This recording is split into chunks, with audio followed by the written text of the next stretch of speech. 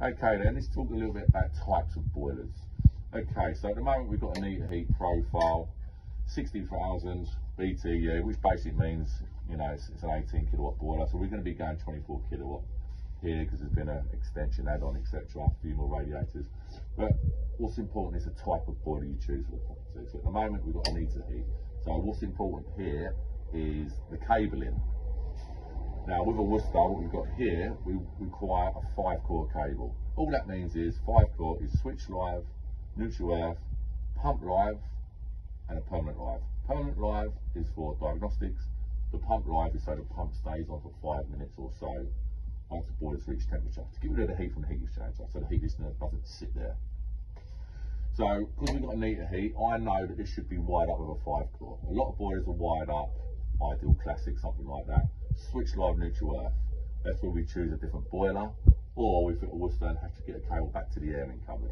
But in this case, if I undo this screw, it's been wired up correctly, and they're not always wired up correctly. Let's have a look. So we've got 2 cables going in, pump live, switch live, permanent live, neutral and earth. So I've got the correct amount of cables here, so I'm going to run a cable back to the airing cupboard, to the wiring centre. So all I can do is utilise what I've got here for my Worcester, and that's going to work. So it's always important to choose the right boiler. If you only had a 3-core here existing, the boiler, then you choose, you know, with a Valiant, another premium boiler, you can get away with that by using a 3-way kit. So basically you can get away without having to run a cable back to the airing cupboard. So it's all, you know, it's very important what type of boiler you put in the property. It's got to be very, very careful. It's obviously fluing options.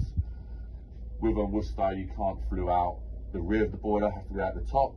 But with a Valiant, sometimes if it's a tight space, you can use a rear flue straight out the back of the boiler for clearances, etc. So it's very important for the types of boiler you choose for that type of property. And that's about it really. So excellent, we'll carry on with this installation. Thank you.